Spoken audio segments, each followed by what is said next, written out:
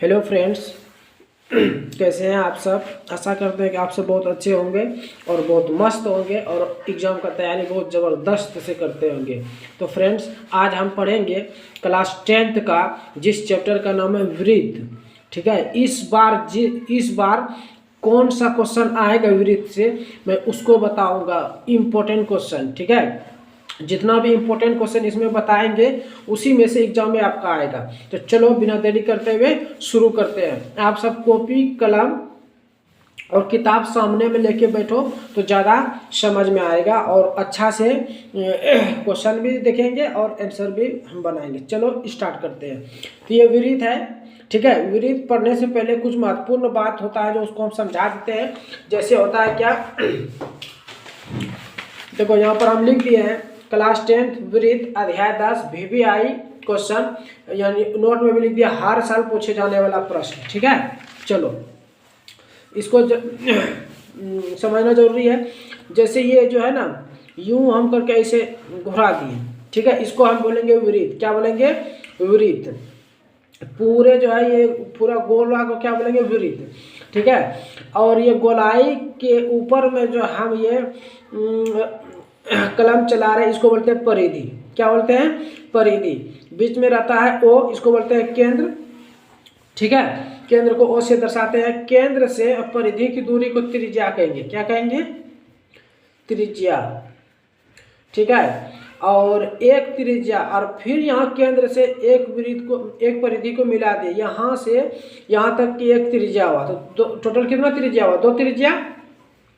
और ये पूरे लाइन को बोलेंगे, ये पूरे लाइन को बोलेंगे हम परिधि। क्या बोलेंगे? परिधि है, सॉरी व्यास बोलेंगे। क्या बोलेंगे?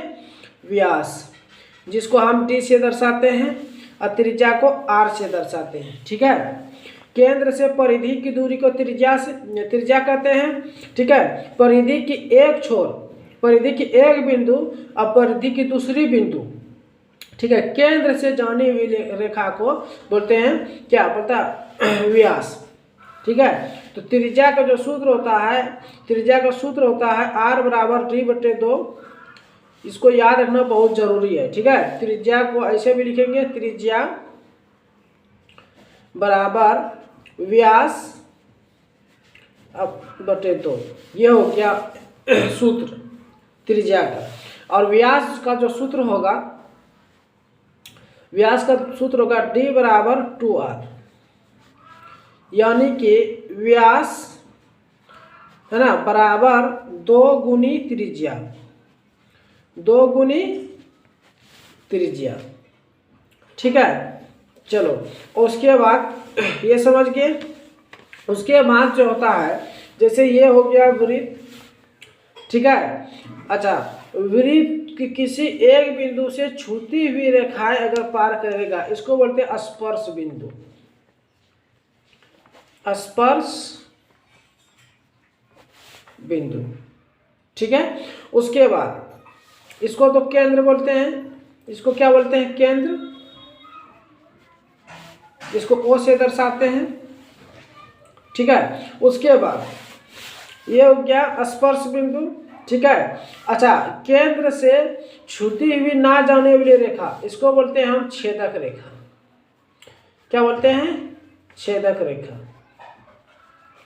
ठीक है। कभी भी क्वेश्चन आएगा कि एक वृत्त पर कितनी स्पर्श रेखाएं खींची जा सकती है, तो वो अनेक रेखाएं ऐसे भी खींच सकते हैं, ऐसे भी खींच सकते हैं, ऐसे भी खींच सकते हैं, यानी वृत्त की परिधि को टच करते हुए जाना चाहिए, ठीक है। अच्छा, उसके बाद ये समझ गए। अगला क्वेश्चन, ये वृत्त बनाए, ठीक है। वृत्त बनाने के बाद जो होता है कि इसमें से एक ऐसे खींचे और एक ऐसे खींचे, ठीक है। तो इसको और इसको क्या बोलेंगे? छेदक रेखा, है ना। यानी कि केंद्र से छूती हुई नहीं गया ना, अगर केंद्र से छूती हुई जाएगा तो उसको क्या बोलेंगे? परिधि बोलेंगे। क्या बोलेंगे? परिधि, जो कि फर्स्ट स्टेप में ही समझा दिए, ठीक है। कभी भी क्वेश्चन आएगा कि एक वृत्त पर कितनी समांतर स्पर्श रेखा, जैसे ऐसे खींचे समांतर स्पर्श रेखा ये हुआ, इसी के समांतर एक और स्पर्श रेखा यहाँ खींचे, है ना। तो ये और ये स्पर्श रेखा हुआ तो समांतर, इसके समांतर ये हुआ तो क्वेश्चन आएगा कि एक वृत्त पर कितनी समांतर स्पर्श रेखा खींची जा सकती है, तो लिखना है 2। ठीक है। या कभी क्वेश्चन आएगा कि एक वृत्त पर कितनी स्पर्श रेखा, सिर्फ अगर स्पर्श पूछेगा तो अनंत हो जाएगा, या अपरिमित रूप से अनेक पूछेगा कि एक वृत्त पर कितनी समांतर स्पर्श रेखा खींची जा सकती है, तब बोलना 2। समांतर स्पर्श रेखा बोलेगा तो 2, सिर्फ स्पर्श रेखा बोलेगा तो 1। चलो ये सब चीज समझा दिए। अब स्टार्ट करते हैं, हम क्वेश्चन पे आते हैं। ठीक है, चलो आप जो है पूरी वीडियो को देखें। ठीक है, चलो यहाँ पर देखो लिखा हुआ है कि एक वृत्त की कितनी स्पर्श रेखाएं हो सकती है। प्रश्नावली 10 एक बहुत VVI क्वेश्चन है, हर साल एग्जाम में ये सब आता है, ऑब्जेक्टिव में 1 नंबर का पूछता है। एक वृत्त की कितनी हम अभी बोले थे, जस्ट यही बात बोले थे, एक वृत्त की कितनी स्पर्श रेखा पूछेगा तो क्या बोले, अपरिमित रूप से अनेक। ठीक है, इसका आ जाएगा अपरिमित रूप से अनेक आंसर। अच्छा, बोला क्वेश्चन नंबर 2 में बोला रिक्त स्थानों की पूर्ति कीजिए। तो बोला एक वृत्त की स्पर्श रेखा उसे बिंदुओं पर प्रतिच्छेद करती है, यानी कि कितने बिंदुओं पर प्रतिच्छेद करती है ना। किसी वृत्त की स्पर्श रेखा उसे कितने बिंदुओं पर प्रतिच्छेद करती है, बोलो। किसी वृत्त की स्पर्श रेखा उसे कितने बिंदुओं पर प्रतिच्छेद करती है, क्या होगा इसका आंसर, बोलो। एक वृत्त की स्पर्श रेखा उसे कितने बिंदुओं पर प्रतिच्छेद करती है, तो हो जाएगा कितना, 1 है ना, उसे 1 बिंदु पर प्रतिच्छेद करती है ना। अच्छा, वृत्त के 2 बिंदुओं पर प्रतिच्छेद करने वाली रेखा को क्या बोलेंगे, छेदक रेखा बोलेंगे। क्या बोलेंगे, छेदक रेखा। एक वृत्त की समांतर स्पर्श रेखा, यानी 2 समांतर स्पर्श रेखा, एक वृत्त की 2 समांतर स्पर्श रेखा, ये बताए थे। वृत्त तथा उसके स्पर्श रेखा के उभयनिष्ठ बिंदु को क्या कहते हैं, उभयनिष्ठ बिंदु को क्या बोलते हैं, उभयनिष्ठ बिंदु को वृत्त तथा उसकी स्पर्श रेखा, वृत्त तथा उसकी स्पर्श रेखा के उभयनिष्ठ बिंदु को क्या बोलेंगे, स्पर्श बिंदु बोलेंगे। क्या बोलेंगे, स्पर्श बिंदु। पीछे आंसर दिया होगा सब, आप देख सकते हैं। प्रश्नावली 10.1 का आंसर यहाँ पर दिया होगा, देखो, है ना। क्वेश्चन नंबर 2 का बोला ना, 1 फिर छेदक रेखा, फिर 2 फिर स्पर्श बिंदु, है ना। उसे क्या बोलेंगे, स्पर्श बिंदु बोलेंगे। ठीक है, किसी वृत्त की स्पर्श उसे 1 बिंदु पर प्रतिच्छेद करती है। और यह सब भर दिए। तो ये मोस्ट इंपोर्टेंट क्वेश्चन सब था। क्वेश्चन नंबर 5, क्वेश्चन नंबर 5 बहुत ही ज्यादा इंपॉर्टेंट क्वेश्चन है। क्या बोला, 5 सेंटीमीटर त्रिज्या वाले एक वृत्त के स्पर्श P पर PQ केंद्र से जाने वाली रेखा Q इस प्रकार की, OP बराबर इतना, तो P की लंबाई। यहाँ पर 4 ऑप्शन दिया है, 4 ऑप्शन में कोई एक ऑप्शन होगा सही। ठीक है, चलो अब इस क्वेश्चन को हम सॉल्व करते हैं। क्या बोला था कि 5 सेंटीमीटर त्रिज्या वाले, चलो मान के चलो एक वृत्त बनाए जो कि 5 सेंटीमीटर त्रिज्या वाले, ठीक है, 5 सेंटीमीटर त्रिज्या वाले एक वृत्त के किसी वृत्त के बिंदु P पर स्पर्श रेखा, P पर स्पर्श रेखा, P हो गया स्पर्श रेखा एवं स्पर्श रेखा खींचे। स्पर्श रेखा हम यहाँ से भी खींच सकते हैं ऐसे, चलो इसको नहीं खींचे। ठीक है, ये हो गया स्पर्श रेखा, केंद्र होगा ये, ऐसे यहाँ से मिला, है ना। PQ केंद्र से, देखो PQ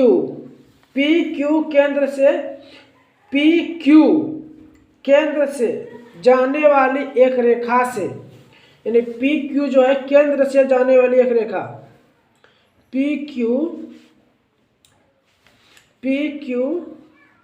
केंद्र से जाने वाली एक रेखा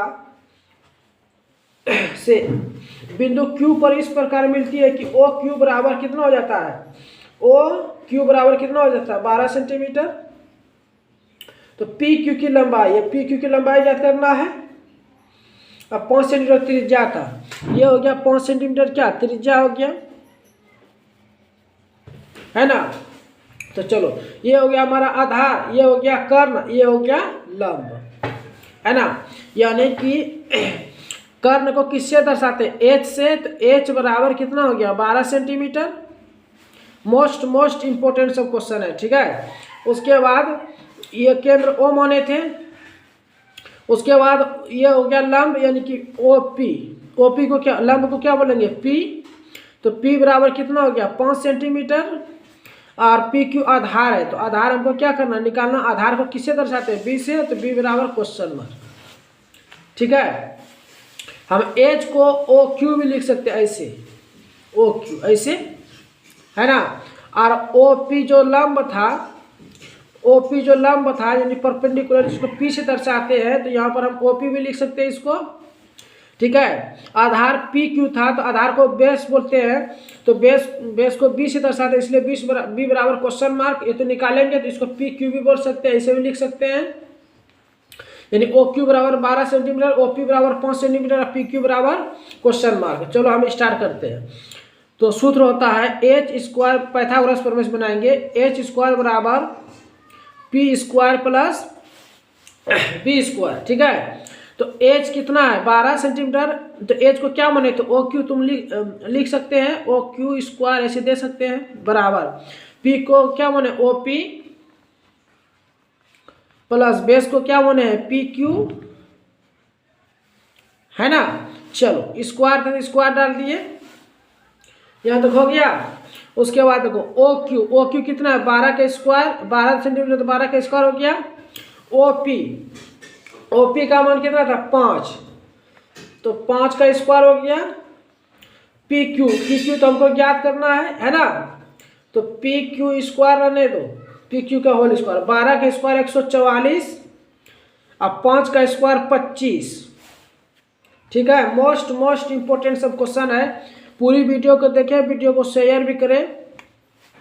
144, 25 को अगर इस पर लाएंगे तो -25 हो जाएगा, बराबर पी क्यू स्क्वायर। ठीक है, 144 में 25 घटाएंगे तो 14 में 5 9, फिर यहाँ कितना बचा 3 में 2 गया, कितना बचा 1 119, आप पी क्यू का होल स्क्वायर।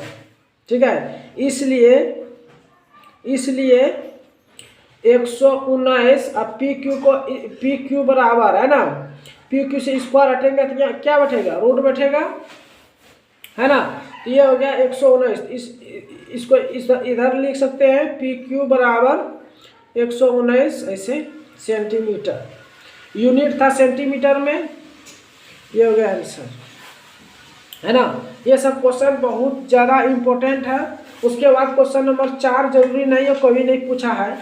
ठीक है, उसके बाद प्रश्नावली 10.2 की ओर बढ़ते हैं, जो कि मोस्ट इम्पोर्टेंट सब क्वेश्चन है। ठीक है, तो चलो हम इसको बनाना स्टार्ट करते हैं। प्रश्नावली 10.2 मोस्ट इम्पोर्टेंट क्वेश्चन। ठीक है, देखो क्वेश्चन क्या बोला है कि एक बिंदु Q से एक वृत्त पर स्पर्श रेखा की लंबाई 24 सेंटीमीटर, वृत्त पर जो एक स्पर्श रेखा खींचती है उसकी दिया हुआ है लंबाई 24 सेंटीमीटर, तथा Q की केंद्र से दूरी, केंद्र से जाने वाली रेखा जो है ना वो 25 सेंटीमीटर है, तो वृत्त की त्रिज्या ज्ञात करें। बहुत ही इंपॉर्टेंट क्वेश्चन, बहुत ही आसान है ना। 4 ऑप्शन है, 4 ऑप्शन में से एक ऑप्शन सही होगा। चलो इसको बनाते हैं, किताब को भी सामने में रखो तो ज़्यादा बेहतर होगा आप सबके लिए। एक्सरसाइज 10.2 क्वेश्चन नंबर 1 VBI, बहुत बार ये सब क्वेश्चन पूछता है एग्जाम में। ठीक है, तो चलो बोला एक सबसे पहले वृत्त बना लेना है आप सबको, क्योंकि वृत्त चैप्टर पढ़ रहे, वृत्त बना लिए फटाक से। ठीक है, उसके बाद एक बिंदु Q से एक वृत्त पर स्पर्श रेखा, चलो वृत्त पर स्पर्श रेखा ये कर दे, वृत्त पर स्पर्श रेखा किया ना। उसके बाद पूरी क्वेश्चन को पढ़ेगा ना ज़्यादा समझ में आएगा। Q से एक वृत्त पर स्पर्श रेखा की लंबाई, Q से है ना, वृत्त पर स्पर्श रेखा की लंबाई, यह स्पर्श रेखा है, स्पर्श रेखा की लंबाई 24 सेंटीमीटर। ठीक है, तथा Q की केंद्र से दूरी 25 सेंटीमीटर। देखो Q ये हो गया, सॉरी ये P होना चाहिए, ये P हो जाएगा। Q से केंद्र की दूरी, ये हो गया केंद्र, देखो Q की केंद्र की दूरी ये हो गया, तो ये हो गया O, इसको ऐसे मिला दो फटाक से, कितना आसान है ना। Q की केंद्र, ये केंद्र है ना, तो Q की केंद्र की दूरी 25 सेंटीमीटर, बहुत ही आसान सवाल। वृत्त की त्रिज्या, इसी को ना त्रिज्या बोलते थे, है ना। तो OP बराबर क्या हो गया, क्वेश्चन मार्क, यानी कि लंब निकालना है, कर्ण दिया हुआ, आधार दिया हुआ है, ठीक है। यानी कि OQ का मान कितना है, देखो 25 सेंटीमीटर, है ना। PQ का मान कितना है, 24 सेंटीमीटर, ठीक है। OP यानी कि त्रिज्या ज्ञात करना है ना। तो चलो सूत्र क्या होता है, कर्ण स्क्वायर बराबर लंब स्क्वायर प्लस आधार स्क्वायर, यानी कि H स्क्वायर बराबर P square plus B square, है ना। इसको बोलते हैं कर्ण, इसको बोलते हैं लंब, इसको बोलते हैं आधार। तो चलो अब क्या करेंगे, कर्ण को क्या माने थे, क्या ये न बने यहाँ बना, कर्ण को क्या माने थे, OQ, तो लिख दो एक बार OQ का होल स्क्वायर। लंब क्या है OP, तो यहाँ पर लिखेंगे OP का होल स्क्वायर प्लस आधार क्या है PQ, तो PQ का होल स्क्वायर लिख दिया एक बार। एग्जामिनेशनर भी देखेगा कि बच्चा वाह समझ के बनाया, है ना। तो OQ का मान कितना 25, तो OQ की जगह 25 का स्क्वायर। OP का तो मान निकालेंगे, तो OP को रहने देंगे, प्लस PQ का मान कितना है 24, तो 24 का होल स्क्वायर। तो 25 गुना 25 जब करते हैं ना 625 आता है, बराबर OP तो ज्ञात करेंगे, 24 गुना 24 करेगा ना तो 576 आएगा, ठीक है। उसके बाद 625 अब 576 को इधर लाएंगे तो माइनस 576 हो जाएगा, अब बराबर OP का होल स्क्वायर। तो 625 में 576 घटाओ, देखो 625 में 576 घटाओ, 15 में 6 9, 11 में 7 4, इकट्ठा कोटि कितना आया 49 आया, है ना। तो ये हो गया 49 बराबर OP का होल स्क्वायर, है ना। तो इसलिए OP को इधर कर लो, OP का होल स्क्वायर बराबर 49। तो OP से जैसे स्क्वायर हटाते तो यहाँ रूट बैठता है, ठीक है। तो OP बराबर 49 का वर्गमूल 7 सेंटीमीटर, ये हो गया आंसर, ठीक है। तो ऑप्शन नंबर देखो कितना दिया हुआ है, ऑप्शन नंबर A सही हो जाएगा, ठीक है। अब question number 2 most important question है ये, इसमें आकृति भी दिया हुआ है, आप देख सकते हैं यहाँ आकृति दिया हुआ है, हम पढ़ते हैं। आकृति 10.11 में, ये आकृति 10.11 दिया हुआ है। देखो TQ केंद्र O, देखो TP है ना, TP है ना, केंद्र TP है ना, TQ O वाले किसी वृत्त पर दो स्पर्श रेखा है, हाँ भाई देख लो TP स्पर्श रेखा और TQ स्पर्श रेखा, है ना, है इस प्रकार है कि एंगल POQ बराबर 110 डिग्री। ध्यान देना बाबू, ये बीच में जो एंगल जो होता है, बीच में जो होता है ना ये O, यही एंगल को दर्शाता है। तो O का मान कितना 110 डिग्री, देखो O की जगह पे 110 डिग्री, तो एंगल PTQ, तो इसका मतलब क्या T का मान निकालना है ना। तो बराबर है, यानी कि T जो बीच में होता है ना, ये T का मतलब होता है कि T जो भी अक्षर बीच में रहेगा वही कौन होगा, वही निकालने बोल रहा है, तो T का मान निकालने बोला है। चलो हम बिना देरी करते हुए स्टार्ट करते हैं।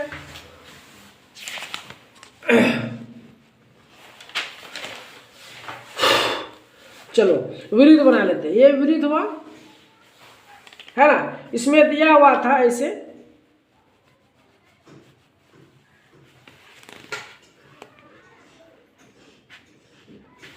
दिया हुआ था, उसके बाद ऐसे दिया हुआ था, है ना। ये जो दिया हुआ है ना, ये कितना था 110 डिग्री, ये O था, और P स्पर्श रेखा हो गया, और T और Q स्पर्श रेखा हो गया।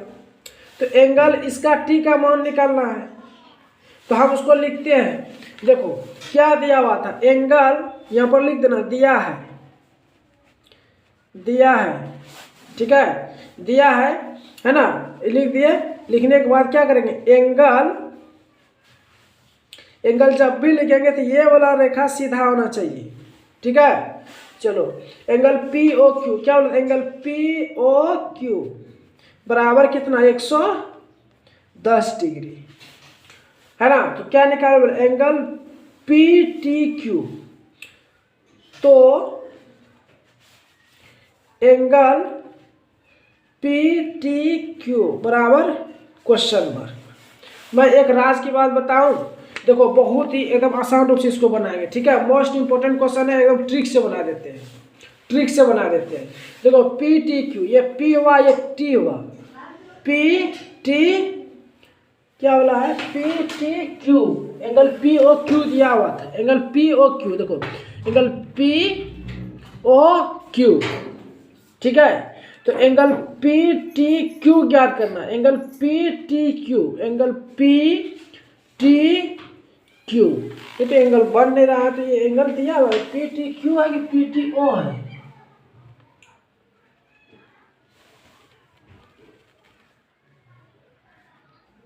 चलो हम बनाते हैं। यहाँ पर देखो एक चतुर्भुज बन रहा है, देखो ये दो भुजा, ये हो गया तीन भुजा, ये हो गया चार भुजा। चतुर्भुज के चारों कोनों का मान कितना होता है, 180 डिग्री। बाबू यह पता है, यहाँ पर 90 डिग्री बना, एक तो यहाँ 90 डिग्री बना, ऐसे करके ये एक तो 90 डिग्री बन रहा है यहाँ पे, है ना। यहाँ पर देखो एक तो 90 डिग्री बन रहा है, एक 90 डिग्री यहाँ बना, एक तो 90 डिग्री यहाँ बना ना, दो 90 डिग्री। तो 90 डिग्री कितना होता है, यानी कि ये समकोण कौन हुआ, दो 90 डिग्री 110 डिग्री यहाँ है। तो चतुर्भुज के चारों कोनों का मान कितना होता है, 360 डिग्री। तो हम तो लिखते हैं angle P plus angle O plus angle Q plus angle T बराबर 360 डिग्री। क्यों लिखे ये, क्योंकि चतुर्भुज के चारों कोनों का योग 360 डिग्री होता है। तो एंगल P का मान 90 डिग्री, तो एंगल P की जगह 90 डिग्री। एंगल O का मान दिया हुआ 110 डिग्री, तो 110 डिग्री यहाँ बैठाएंगे। एंगल T का तो मान ज्ञात करेंगे, बहुत ही सरल रूप से बता रहे हैं। एंगल Q था, तो Q का मान कितना हो जाएगा, 90 डिग्री, है ना। प्लस एंगल T का मान ज्ञात करेंगे, बराबर 360 डिग्री, है ना। तो 90 180, 180 और 110 कितना हो जाएगा, 290 डिग्री प्लस एंगल T बराबर 360 डिग्री। तो एंगल T बराबर 360 डिग्री, ये इधर करेंगे क्या आ जाएगा, 290 डिग्री। तो एंगल T बराबर 360 में 290 घटा दो, 360 में 290 घटा दो, 0 0 16 में 7, खत्म हो गया 70 डिग्री। ये हो गया आंसर। सॉरी दिख नहीं रहा था, है ना। देखो कितना एकदम सरल रूप से बताए। तो दोस्तों ये सब क्वेश्चन जो है ना बहुत ही इंपॉर्टेंट सब क्वेश्चन है। सीधी सी बात, ये 90 डिग्री यहाँ है, यहाँ पर 90 डिग्री है और ये 110 डिग्री है, ये तीनों को जोड़ दो और तीनों को जोड़ के 360 में घटा दो, ये निकल जाएगा, है ना। तो चलो ये सब बहुत ही इंपॉर्टेंट क्वेश्चन था और आप सब अच्छे से पढ़े। वीडियो बहुत लंबा हो गया, अब जितनी भी क्वेश्चन इसमें बचा है इंपॉर्टेंट क्वेश्चन, इसको जो है ना कल इस वीडियो को अपलोड कर देंगे, ठीक है। तब तक के लिए आप सब अच्छे से पढ़े, है ना। ठंड का मौसम है, थोड़ा जाकर के शरीर पे भी ध्यान दें ताकि बीमार ना पड़े। अगर बीमार पड़ जाएंगे क्या हो जाएगा, 15-20 दिन का आपका लॉस हो जाएगा पढ़ाई, ठीक है। तो चलो अब जो है वीडियो को समाप्त करते हैं। कल जल्द ही ये वीडियो अपलोड कर देंगे 10.2 का जितना भी इम्पोर्टेंट क्वेश्चन बचा हुआ है, ठीक है। चलो तब तक के लिए जय हिंद।